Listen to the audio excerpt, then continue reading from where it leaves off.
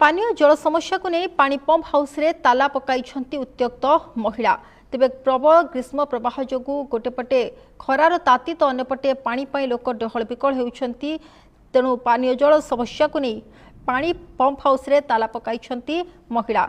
एभली घटना देखा मिली भुवन ब्लॉक अंतर्गत मृदंगा गाँव में वसुधा योजना रे गाँ को पानी संजोग होइतिले मध्य मुख्य पाइप रु अत्यधिक घर को पानी पाइप संजोग होइतिबारु पानी टांकी रे ठीक रे पानी पहुंची पारु नाही।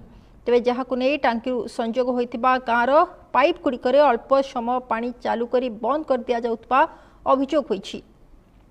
गाँर कैबर्त साही देहुरी साही कुराल साही और गोपाल साही बासिंदा माने विशुद्ध पानीय जल पाई नथिबा जोगु नाही नथिबा असुविधार सम्मुखीन होउछंती। फଳରେ गाँ निकटस्थ पांडरा नाल और झररू पानी आनिबा पई बाध्य होउछंती। सेहि परि गाँ रे थिबा कूଅ गुड़िकरे नील रंगर मैला पानी और नलकूप पानी लुहा गुंड बाहरुथिबारु सेमानकर देह खराब हेउतबा अभियोग होइछि। तेबे पानीय जल स्थायी सुविधा करा न गले अनिर्दिष्ट समय पई पानी पंप हाउस रे ताला पड़ी रहिबो बोली महिला माने कहिसंती। पानीय जल जोगाण पई जो प्रकल्प आमर होइतिला दीर्घ 3 वर्ष हलानी आमे सेठू पानी नेकी चलथुलु। एबे दीर्घ 3 वर्ष हलानी 10 मिनिट 5 मिनिट पानी दउछंती बंद कर दउछंती। पीबा पई आमे बहुत असुविधार सम्मुखीन होला परे पाखरे थिबा नाळ 1.5 किलोमीटर पाखा पाखी हबो से नाळरू आसी आमे पानी होउछु। सेपटे बेटसाळिया झररू जांकी पानी आनुछु। 200-250 परिवार जांकी मुंडे की हांडी डेक्सी रे पानी आनी के चलुछंती। केबे के छुआ पिलांक द्वारा नेकी चलुछंती।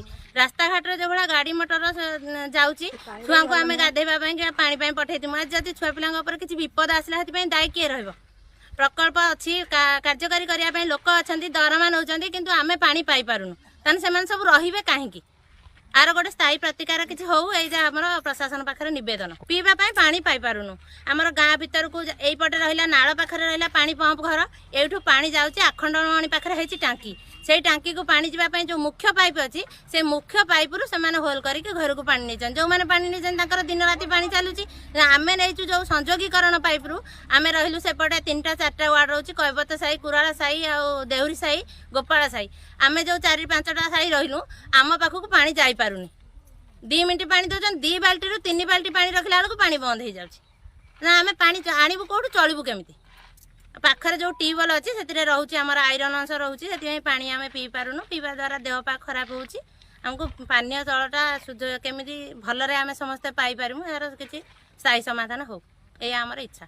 पानी आमको ठीक रे दौना जो छाड़ुं 10 मिनिट से 10 मिनिट भी पानी आमको ठीक रे दि जाऊनी अल्प दिया घरे कि 2 घरा भितर पानी बंद कर दौरान। तेणुक आम ग्राम आम 200 बासिंदा आम बहुत हैरान होचु। आमर देहुरी साही आउ कैबर्त साही कुराल साही विशेषकर बेसी असुविधार आम पड़ुचु। तेणुक आम 1.5 किलोमीटर चली चली आसी ये चौका कर पानी मुंडे नौचु पीवाई कहीं गाँव पानी गुरा बहुत विशुद्ध ट्यूबवेल पानीटा लुहा बाहर खाइले पीले भी पिला असुविधा होची किडनी नष्ट हो जाऊँगी। तेणुक कूଅ पानीटा भी नील कलर आम ये पानी असुविधा होची। तेणुक आमको ठीक रे पानी दि जाऊ एटा ही आमर अभियोग।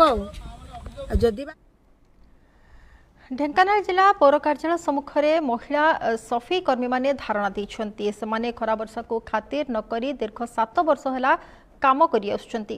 तबे 3 मास ହେବ दरमा न पाई सेमाने धारणा रे बसछंती। खरारे बहु समय धरि बसिबारु केतेक महिला कर्मी असुस्थ होई पड़थिले। सेमानको एम्बुलेंस जोगे जिला मुख्य चिकित्सालय को निया जेतमा मध्ये देखबाक मिलितला। हेले कोनोसी अधिकारींकर एठारे देखा न मिलिबारु महिला कर्मी माने असंतोष व्यक्त करिसंती।